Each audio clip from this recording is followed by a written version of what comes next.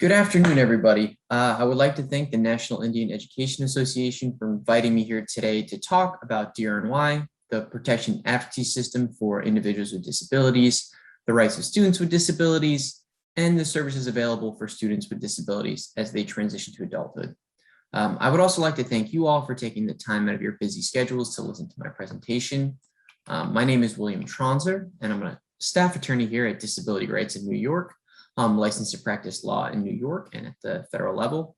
I did try and keep a lot of this information general, but there may be some differences depending upon the state you are in. So it's always good to try and be informed about the particular laws in the state that you're in, if you're really looking to be the best advocate for your child or someone else who you are trying to assist.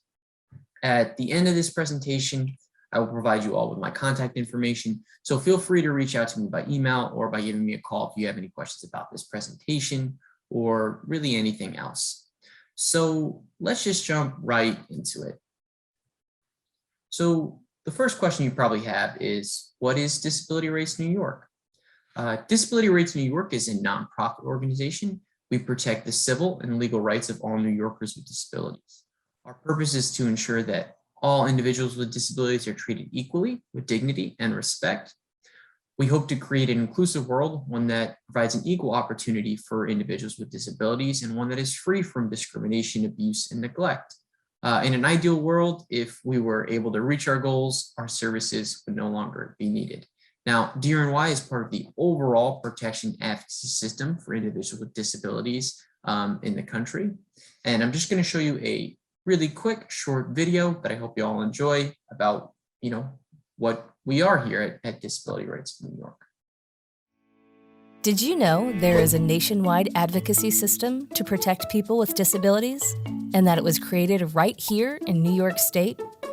Abuse and neglect of people with disabilities is a dark stain on our national and state history.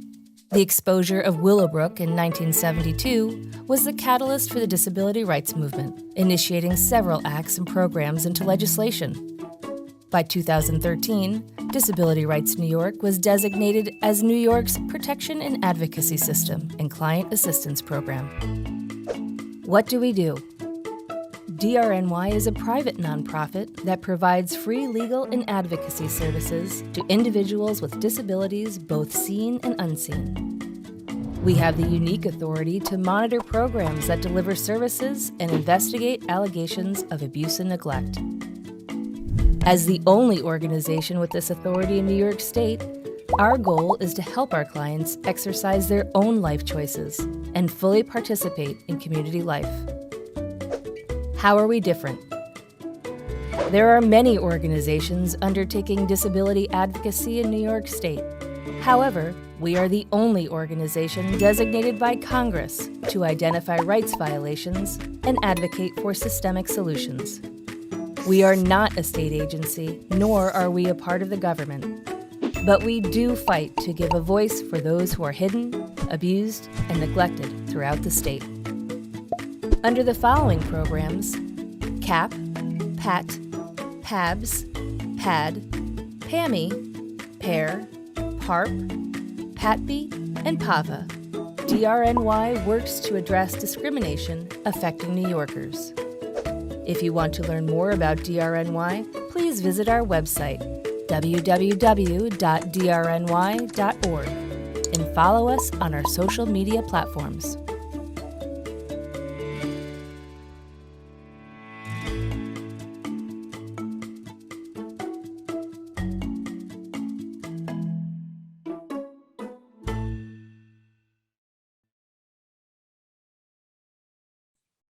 Now, I'm just going to flesh that out a little bit more for all of you. DRNY is part of the overall protection and advocacy system for individuals with disabilities that was created as the result of an expose on the Willowbrook School in Staten Island back in the 1970s.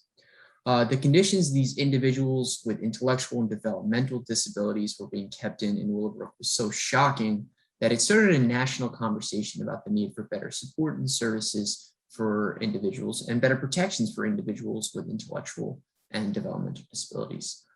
This national conversation resulted in Congress passing the Developmental Disabilities Assistance and Bill of Rights Act in 1975, which we refer to here as the DD Act. The DD Act, what the DD Act did was it offered states federal funds to protect the developmentally disabled if they created a protection advocacy system for individuals with disabilities, or if they designated a nonprofit to protect and advocate for individuals with disabilities. Now, originally, the P&A systems could only advocate for individuals with intellectual and developmental disabilities. But over the years, Congress has passed numerous statutes with additional funding. So now, if you're an individual with a disability and you have a legal issue, any disability, and you have a legal issue related to your disability, you likely can be receive services from the P&A that's in your state. Now, today, there's a P&A, a protection advocacy system, in every state and U.S. territory, as well as there's actually one that specifically serves the Native American population, covering a couple of states in the Four Corners region of the U.S. There are 57 P&As in total. Most of the P&A systems are nonprofits. There are 7 that are still state-run agencies. Each P&A system is its own entity, like DRNY is nonprofit. The other P&As are their own thing, but collectively, collectively all of the P&As are the largest provider of legal-based advocacy for individuals with disabilities throughout the country. Now, if you're looking to find the P&A and CAP provider, which stands for Client Assistance Program, in your state, you can go to the link that I've attached to this slide. Just put in your state's information and where it needs to just put in your state's information where it tells you to, and then it'll provide you with the information for the P&A program in your state, and then you can reach out to them for assistance. Now, I just want to say each P&A system is different, but so what they can and cannot do vary slightly, but generally speaking, here is how P&A systems support people with disabilities. One of the ways is that they provide direct legal representation. They provide free direct legal representation to individuals with disabilities under all federal, state, and local laws and regulations for legal issues relating to their disability.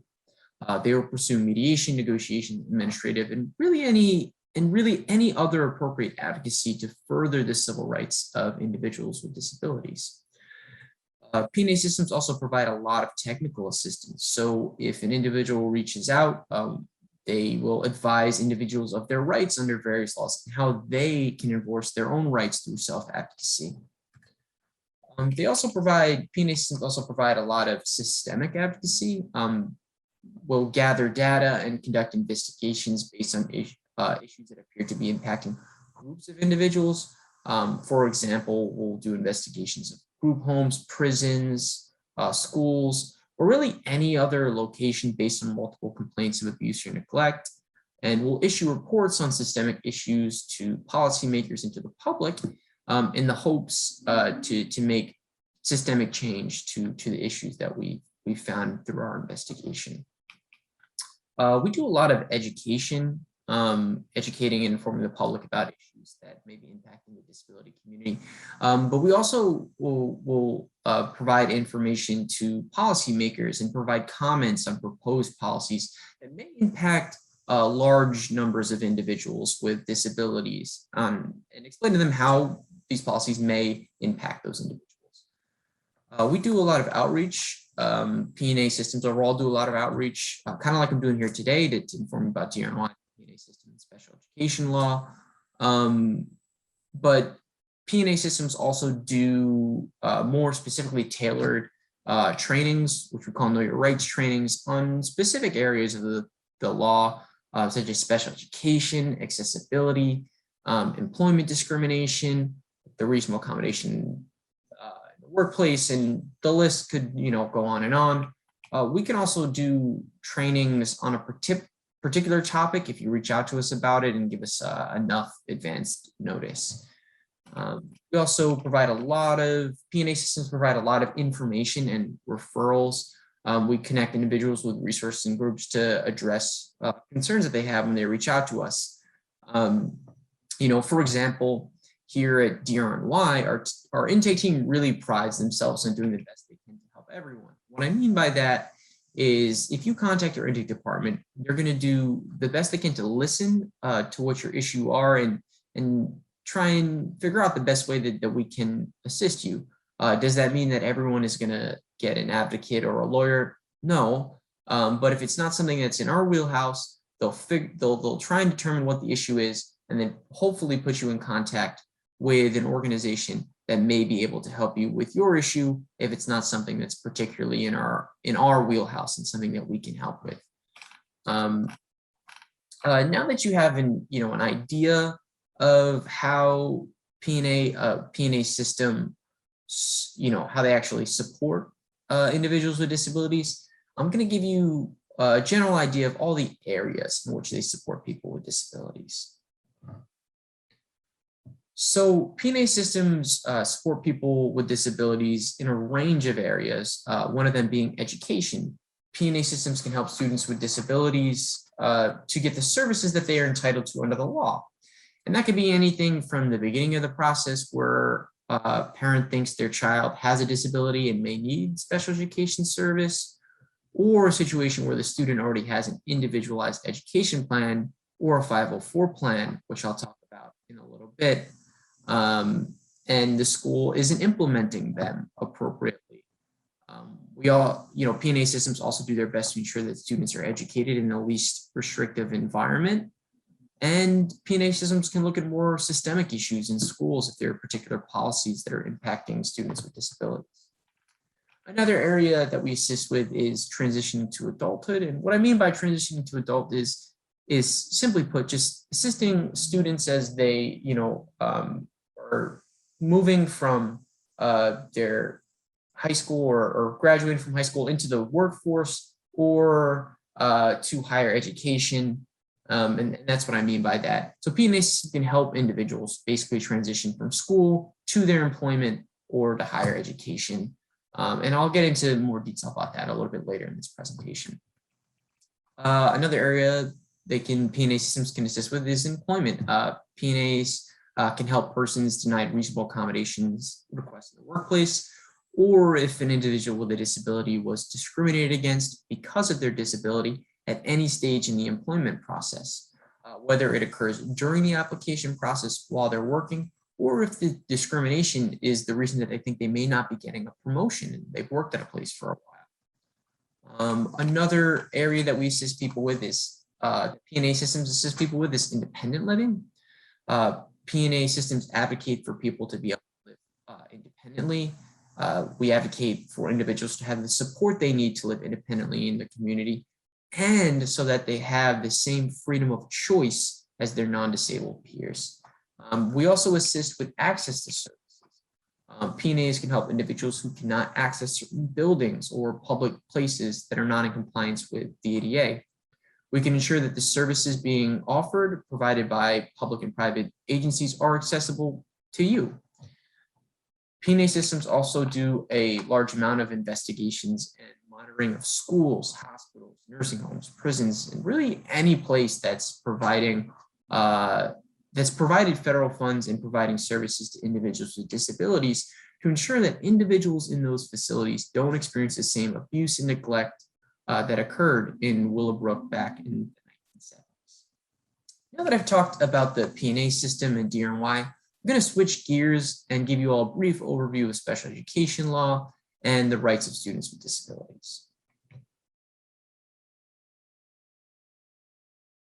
So there are two main laws that govern special education services in the US.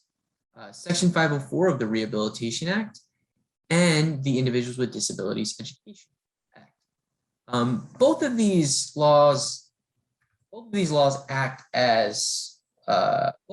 acts are federal laws, so they create a floor for special education services throughout the country. What I mean by that is that states can do more to protect and provide services to students with disabilities, but they cannot provide less support and services than what these statutes require. So for example, in New York State, there are actually some laws that provide extra protections for individuals with disabilities related to education. But like most states, these are the two statutes that are the main laws relating to special education in New York. The reason I mention that is because it really is important for you to try and learn, the laws in your state and your local laws to see if there are any additional protections that there are, so that you can be the best advocate for the individuals you're trying to assist. Now, the IDEA and Section 504 have different protections for students with disabilities. So let's talk about these protections and what these statutes actually provide.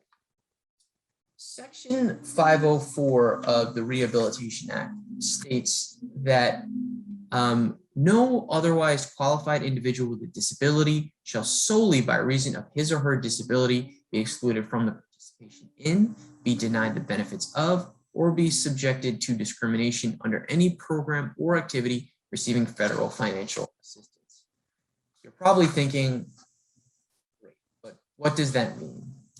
Generally speaking, that means a district must accommodate a student with a disability so the student has equal access to the school's programs, events, and activities in the same way as his or her peers without disabilities. Basically, school programs and events and activities must be accessible to all students with disabilities. That could be an after-school thing, something going on in the auditorium, and just going on in the classroom. They need to be able to access their education. Schools must provide the supports and services, and the way they do that is by providing accommodations that are necessary for the student to be able to participate equally in their school program. And as I said, Section 504's requirements extend, to all individuals with disabilities in any kind of program or event or activity going on with the school. So how is a student actually provided equal and non-discriminatory access? I mentioned this already, but it's accommodations that the student is provided with the supports and services that they need to allow the student with a disability to access the school's program. The accommodations that students are provided must be based on the student's needs, and they must not fundamentally change the school's activities, programs, events, or activities. Accommodations that a student receives under a 504 plan, and I'll talk about that in a minute, must be based, as I said, on their particular needs. Now, Section 504 requirements, as I said, extend to all individuals with disabilities, including students who are actually going to be covered under the IDEA. And I'll talk more about that in a bit. And Section 504 requirements to accommodate students with disabilities extend beyond just the classroom setting, and that's important to remember. Under Section 504, schools must accommodate students in non-academic settings, such as lunchrooms and libraries, and for school activities such as assemblies, graduations, field trips, and after-school programs offered by the school. For example, if there is a school that has taken a class trip to a museum and there's an individual who's a part of that class who has a mobility disability and uses a wheelchair, the school is going to need to, and they've decided that students are going to get to the museum by bus. The school needs to make sure that there's a way for that student in a wheelchair to go on the field trip with his or her non-disabled classmates and accommodate them so that they can do that. So if a student needs, an accommodation to have equal access to schools, programs or activities, then the district is going to need to create what's called a 504 plan. A 504 plan is a document describing how the student's disability impacts participation in school and the specific accommodations the school must provide. A 504 plan is developed by a team that includes the parents. There are a ton of different examples of accommodations, but as I said, the most commonly used example to kind of put this in perspective is a student who needs an accommodation to gain equal access is an individual with a mobility impairment, for example, who may be in a wheelchair, that needs to gain access into the school. Say, for example, so the school would need to either provide a ramp for that child to get into the building, or, an elevator in some places that lets them know so that they're able to get in and actually access their school. As you can see from that example, 504 accommodations does not have to necessarily have an effect on their actual education performance. It's really just that the student needs an accommodation so that they can have an equal opportunity to participate in school. Other common accommodations under Section 504 are services based on a student's medical needs, like a student who is diabetic and may need additional snacks or breaks to go to the nurse to administer insulin, preferred seating, verbal, visual, or technology aids. For example, a student who's deaf may need what's called an FM system so that they can, hear what their teacher is conveying to them, giving them access to their education. Extended time for tests and assignments, access to a service animal, and that list could, go on and on. It's not an exhaustive list. Now that we've talked about Section 504, let's discuss the IDEA. The IDEA was written to ensure that children with disabilities have available to them a free, appropriate public education. The goal of the IDEA when it was written was that if we have schools really invest in students with disabilities now, while they're in school and provide them with the supports that they need now, they'll be much better off later on in the rest of their life. And that is absolutely true. If a school provides a student with a disability with a special education and related services they need to meet their unique needs, as they're required to under the IDEA, that student will be much better off in the future as they'll have had an appropriate education that would have prepared them for employment, secondary education, and independent living.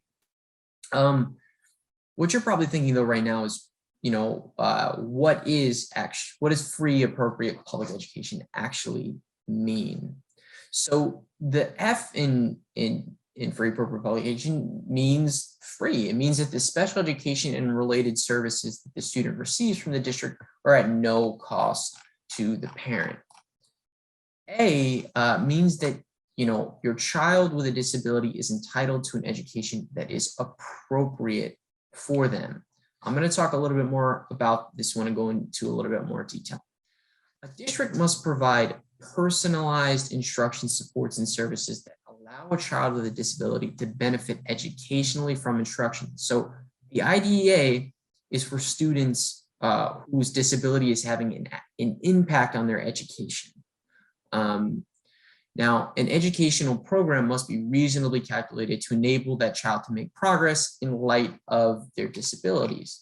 So simply put, what that all means is that when there is a student with a disability whose disability is having a negative impact on their education, the school is, required to put tailored services and supports in place for that student to meet their unique needs. When that occurs, the school needs to put in place an individualized education plan for the student. The services must be based on their unique needs, and every student with a disability's needs are different. They're very individualized. And money is not supposed to be a factor that's taken into account when deciding what's, appropriate for a student. The reality is that it does. But one note that I do want to make is that a school's inability to provide a service because of a lack of providers is not a legal justification for them not providing, reducing, or ending an appropriate service. So say, for example, someone is supposed to be receiving occupational therapy and they had an OT provider, but that person left, they don't have one. If they don't provide services to that child while they were supposed to be being provided, they'd be entitled to what's called compensatory services, which is makeup services for the time they miss those services.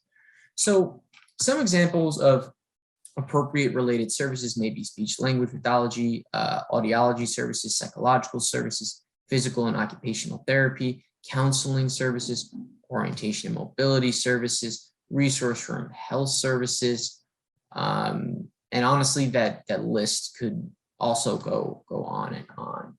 So we're going to move on then to P in FAPE, which is for public, the fact that children are entitled to go to a public school.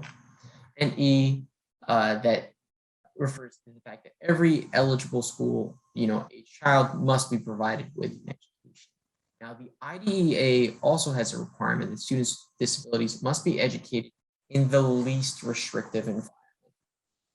And what that means is that students with disabilities must be educated in the general education setting with their non-disabled peers to the maximum extent appropriate. The school must try all appropriate supports before segregating a student, away from their disabled peers. Students with disabilities should not be placed in special classes, separate schools, or otherwise removed from the regular education classroom, unless the nature or severity of their disability is such that even with appropriate supplementary aids and services and program modifications and accommodations, that their education cannot be satisfactorily achieved. So school is basically supposed to try, kind of almost everything before the student is placed in a more restrictive setting. And that's what it means to be educated in the least restrictive environment. So there are additional requirements by the IDEA and what FAPE means. So there are some substantive requirements. So if your child is determined eligible to receive, services, under the IDEA because of their disability and how it's impacting their education, the district is going to need to create an individualized education program, an IEP. It's a written document created by the Committee on Special Education, and the Committee on Special Education includes parents. And the IEP is a written document, and it lays out the student's needs, whatever they may be, academic, social, behavioral, kind of what the issues are. It also has measurable annual goals related to the student's needs that may be interfering with their learning. For example, if there's a student who has a reading disability, maybe dyslexia, they might have a goal that they'll be able to read, paragraph by a certain amount of time, or a couple of lines by a certain amount of time, and kind of things like that, just to give you an idea of what I mean by measurable annual goals. Services in program or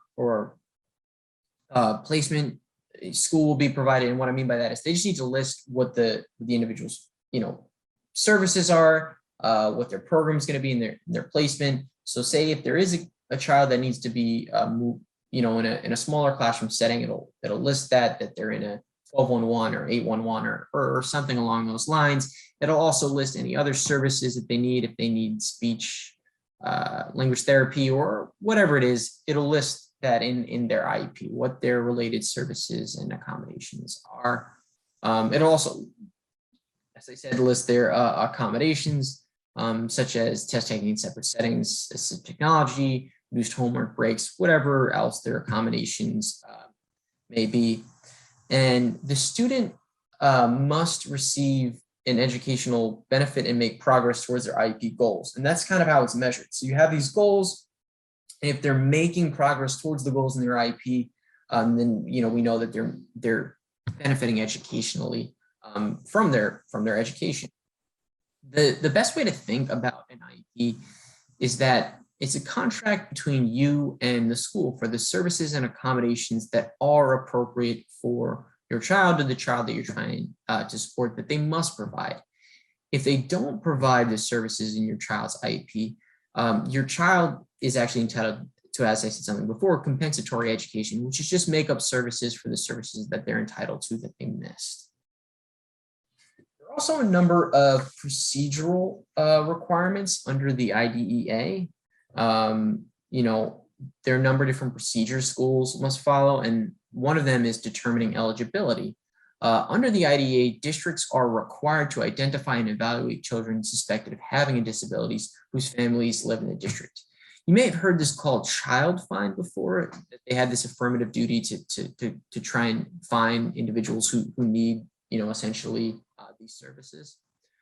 Schools are required to evaluate all areas of suspected disability, be that academic, behavioral, physical, social issue, and or delays that your child is experiencing that may be impacting their education. The school district must obtain parental consent before evaluating a child to determine that they need special education services. If you believe your child needs special education services and the school has not provided anything to them, you should make a written referral to your school's Committee on Special Education, describing all your areas of concern. Because as I said, they have to evaluate all of them. So get down all of your areas of concern, be that academic, behavioral, whatever it may be. Now, they also need to provide notice when providing or changing services for a student with a disability. The school must give the parent or guardian written notice. Written notice is just a written statement provided to you a reasonable time before the school district proposes to or refuses to initiate change of placement or evaluation or anything kind of like that that may be or may not be appropriate for your child. They also need to ensure that parents, guardians, and students are involved in special education decisions. That includes involving you and the Committee on Special Education, needing to determine if your child needs special education services. If they do not need special education services, then you must also, if they do need special education service, you must also be included as an equal partner at the CSC meeting, and that there are ways that you can challenge them if they think that they don't need special education services and you believe that they do. And that leads us into the next procedure, that there must be no cost ways for parents and guardians to challenge decisions made by districts. And I'm going to give you just a number of ways that you can challenge decisions made by districts. One is if you disagree with an evaluation or the decision made by a CSC, you can request what's called an independent educational evaluation. An IEE is an independent evaluation paid for by the school district where the parent selects a qualified examiner who does, the evaluation for the district or other public, agency that's responsible for educating your child. You must make the request in writing, and the school district, must pay for the entire evaluation so long as the fee charged by the independent evaluator is consistent with a qualified evaluator, and basically the charge is basically the same as in your geographic area. They're not charging something super high, that it is just the regular cost for someone providing that evaluation in your geographic area. They can't really place a cap on the cost if it's less than the going rate in your area. They can't place a cap that's less than the going rate in your area. Mediation is another potential option that you can take if you disagree with a decision made by a district.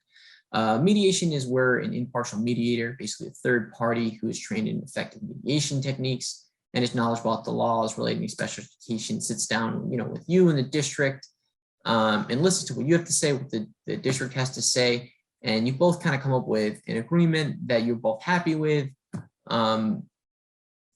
Mediation is free and voluntary on the part of the parent. So that's one of the ways that you could potentially, challenge if you disagree. Another way is you could go to an impartial hearing. An impartial hearing is a formal legal process where the disagreements between you and the school district are presented to an independent hearing officer. Independent hearing officer can be held, an independent hearing can be held regarding any matters related to the identification, evaluation, or educational placement of your child, or any provision of a free appropriate public education. The hearing itself is free, but if you would like an attorney or an advocate to represent you, you'll likely have to pay for that advocate or attorney to represent you. Now, P&A systems do offer free legal services to individuals with disabilities. So you could reach out to your P&A system and they may be able to help you. But one other thing I do want to mention is that if you do say go to just, an outside attorney that's not part of a P&A system, just for legal representation, advocate, if you win, and you had hired an attorney, you're, entitled to reimbursement of attorney's fees for the cost of the attorney's fees that you paid. And you're entitled to those fees unless the school district obviously wins the case or you win and they appeal and then you lose. So if you win the case, then you're entitled to attorney's fees. Now, there may be other avenues that you can take to challenge a district where you disagree with the decision that they're making in your state. So it's always good to see what's available in your state as another avenue. Additional avenue here in New York, for example, is you can make a complaint to the New York State Education Department. Basically, you would put your complaint in writing to the New York State Education Department. It's a free option, and New York State Ed will do an investigation and issue a written decision that addresses each of the allegations that you make in your complaint. If correction action is required, meaning that the school, you were right, your complaint was right, and the school messed up or was wrong, they'll issue a letter of resolution that basically says specifically the actions that the school needs to do to take corrective actions and how long the school has to correct a mistake or a violation. So if it's always good to look at, what's going on in your state, as there may be other avenues for recourse. And this is also not an exhaustive list of other things you can do. So if you do run across an issue, I would always recommend reaching out to an advocate or attorney who might be able to give you a better idea of all of your options.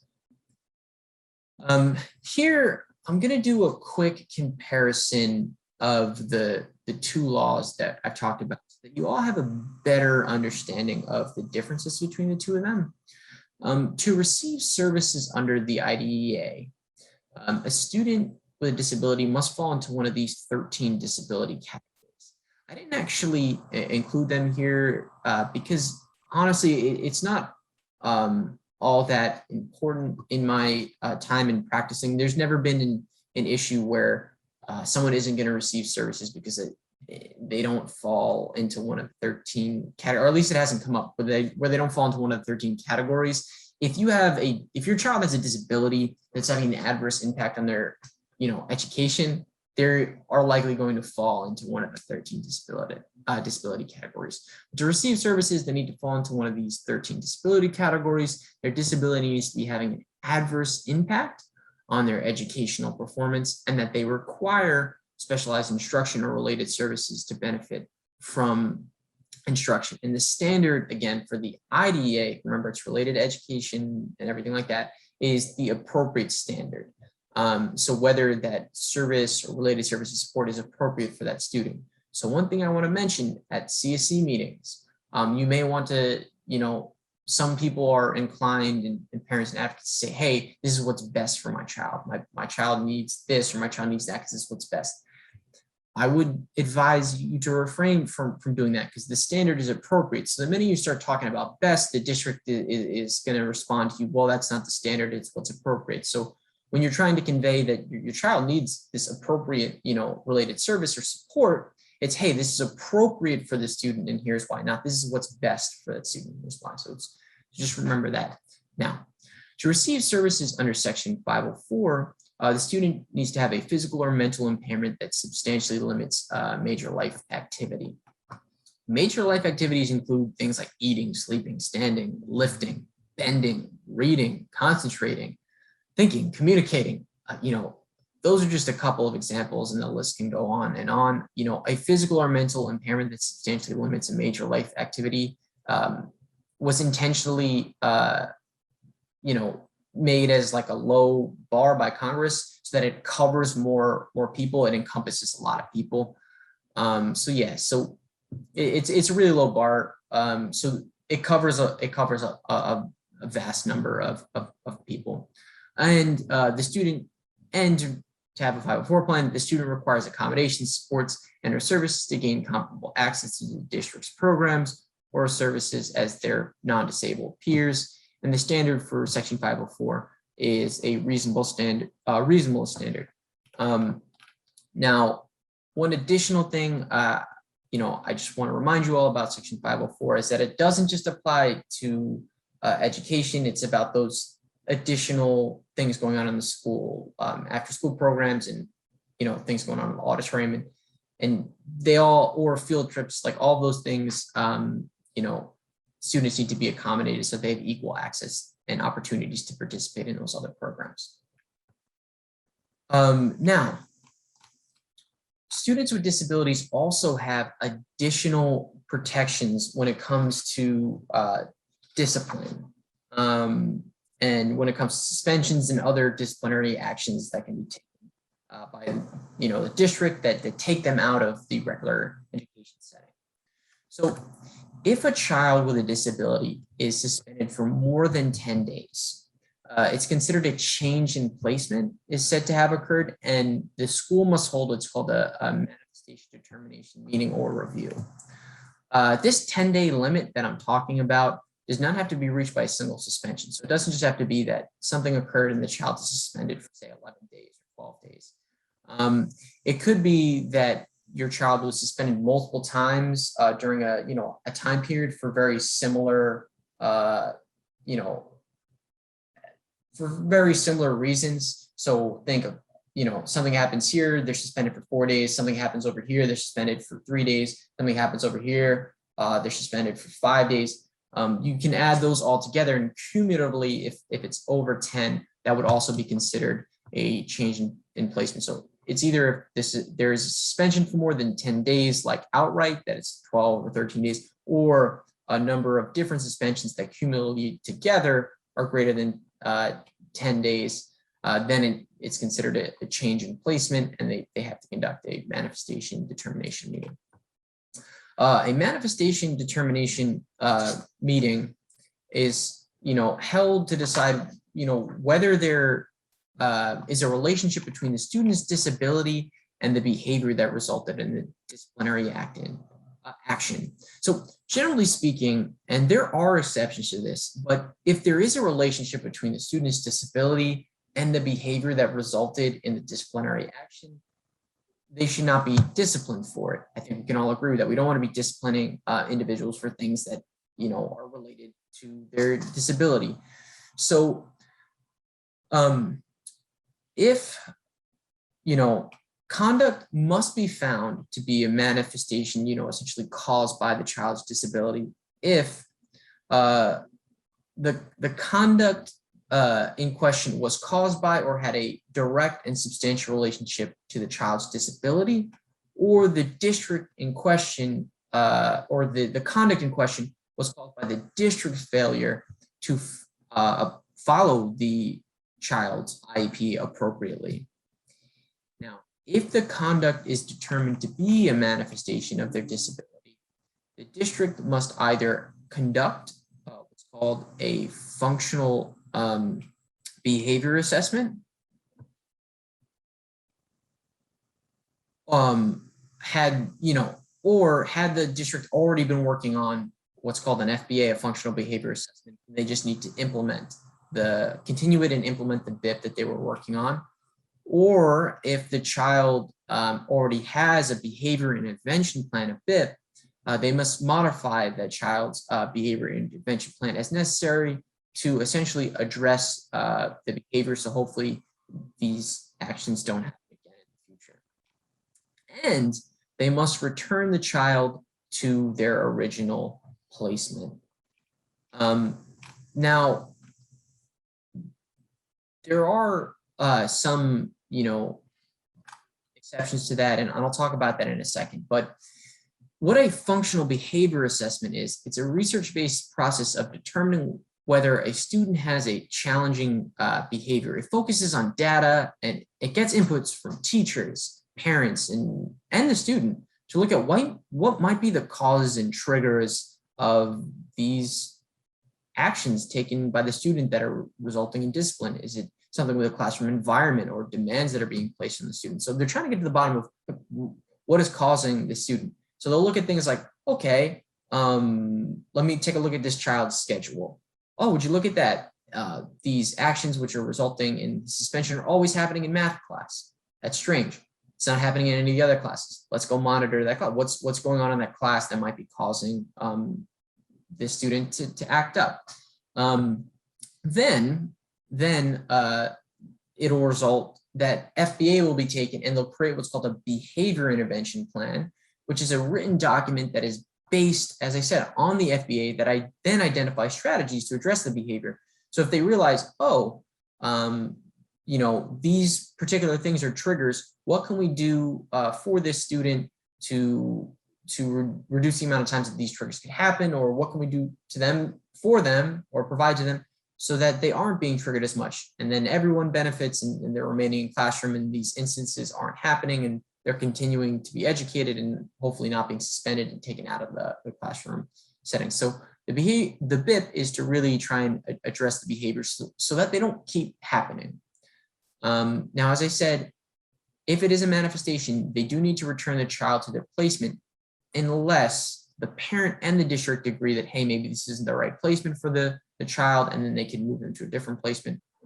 Or if the child has inflicted serious bodily injury or was in the possession of a weapon or knowingly possessed or used illegal drugs. Now, I wanted to give you all a visual representation. I'm a bit of a visual learner myself of kind of how these laws kind of work together, Section 504 and the IDEA, before I move on. So on this graphic, you'll see a big circle that's gray, and that encompasses all students within the district. And these are, and as it gets in it talks about different students, but it encompasses all students within the district who are being educated. Now, that gray sliver that's on the outside and is thin represents those students who, and there's a small, minority of these students that are just straight A students. They just always get it. They're always getting A's. They're always doing great in school. They don't need any additional supports or anything like that. That's great, for them and everything like that. But that's who that gray sliver represents, those students who are just, kind of straight A students. The next circle, the blue, is students, with some difficulties who are just being served in the regular education setting. People are people. And this is, probably the biggest grouping of students that I'm going to talk about where, maybe they're just, they're better at English and science, but they're not so great at math and history, or, whatever it is. We all have our strengths and weaknesses, but these students are just struggling maybe, for example, in a subject or two, and all they really need is a little additional help, maybe some extra supports after school or things like that. But they don't need an accommodation like an accommodation under a 504 plan or under the IDEA. They just need a little bit of additional supports, and they're fine being served without a 504 plan or an IEP. The next smaller group is students who have a 504 plan, and as we already know, those are students who just need equal access to the services, and supports in the school, like that student who may be in a wheelchair who needs equal access to get in and out of the building, be that a ramp or an elevator. And then but that their disability isn't actually impacting their education. Then there are students, those IDEA students who are even within that group who have an IEP, whose disability is having an impact on their education, and they need those specifically tailored services to benefit, from their education, to really receive their free appropriate public education. Now, those students do fall within the same circle within that Section 504 students. So say, for example, if there's an after-school program or activity or something, and they want to be a part of it and their disability could impact them, they need to be accommodated too. But I'm hoping that that gives you a little bit of a view of a visual representation of how these two statutes kind of interplay and education generally, and where it might be right for someone to have a 504 plan or an IEP. Now that we talked a lot about special education, let's talk about the supports for students with disabilities as they transition to work or higher education. So the way that students with disabilities are really assisted in their transition. I mean, there are things that the districts have to be doing for a transition plan. But the main thing that happens during a transition is they're assisted by state vocational rehabilitation agencies. And state VR agencies are actually funded by the Related Service Administration, and they provide grant funding to these, agencies. Each state is set up a little different, but the services these agencies can provide are similar, and the list of state agencies providing vocational rehabilitation services can be found at the link that I provided in this email. I also just would like to mention that there are tribal VR programs throughout the country, which provide basically the same thing as the VR agencies, but they do it in a culturally competent way. And they serve Native Americans with disabilities who reside on or near federal or state reservations. For example, here actually in New York, there are two nations with TVR programs, the Seneca Nation and the St. Regis Mohawk Tribe, who are doing a great job at providing VR services to the communities that they serve. You're probably thinking now, though, that's all great, but what do VR agencies actually provide? Now, the services that VR agencies can, provide vary a little bit, but generally speaking, they are the same. So I'm going to use New York's VR agencies as an example, as what they can do, but do know that they are a little different, but they generally can provide the same things in other states. So you just need to find out what the VR agencies are in your state. So there are two state VR agencies in New York, not including the two TVR programs I just mentioned, St. Regis and Seneca Nation, but there are two state VR agencies in New York. One is Access VR, and the other is the New York State Commission for the Blind.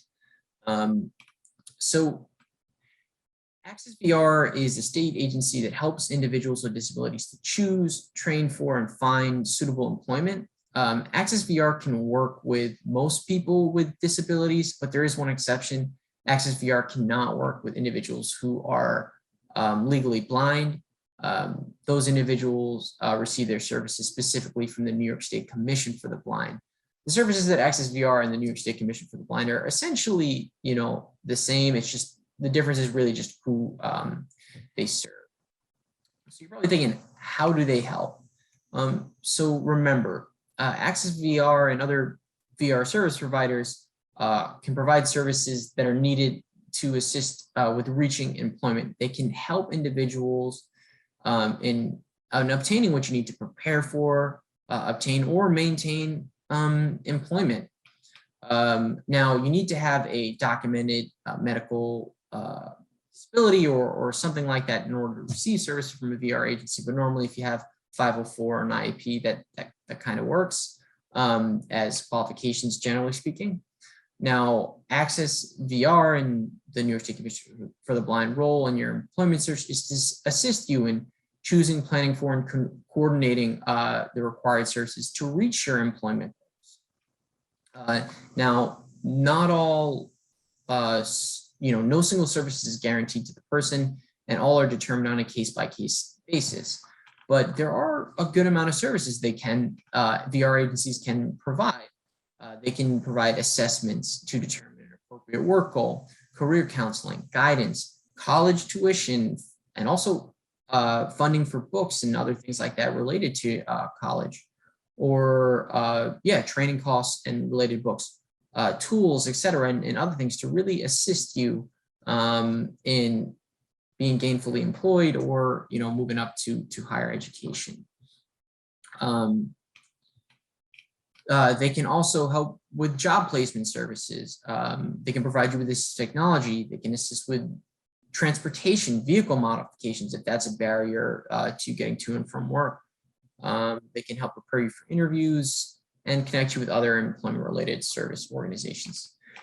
So you might be thinking, where do P&A systems and CAP programs fall into this mix? So P&A and CAP programs, specifically client assistance programs, can help you navigate VR agencies at every step of the way, whether you're just applying or whether you were denied a service from a VR agency that you think you should have been able to receive. And they can help you appeal decisions made by your VR counselors. And they can also, just fix the communication if there's just a communication barrier. Sometimes, people just lose touch with each other and reconnect you so that you can get the services you need to work towards your end. Now, we've reached the conclusion of this presentation today. I hope you all found this information helpful. If you're in New York and you need DRNY's assistance, you can contact our intake staff by phone or email. You can also submit an intake request directly on our website. Our intake staff is available from Monday through Friday, 9 a.m. to 5 p.m. Eastern Standard Time. And all the services that we provide are free of charge, and we keep all of our information confidential. If you are interested in a P&A system in a different state, if you live in a different state and you need help from your P&A system and you think you may benefit from their services, look them up at the link that I put in the earlier in this presentation. Just put your information in and it'll pull up that system's contact information, reach out to them and see if they can potentially assist you. Now, attached to this last slide is my information. Feel free to reach out to me if you have any follow-up questions about this presentation or anything contained in it. If you're interested in learning more about special education, in the materials after this slide, I have listed common questions and answers related to special education. I hope the additional slides are helpful to you. I didn't talk about them due to time constraints, but if you want to learn more, it's a great place to go. And it might actually answer some common questions that you have after watching this presentation. So thank you so much for watching this presentation. I hope you have a wonderful rest of your day and a wonderful rest of the time at your conference. Goodbye.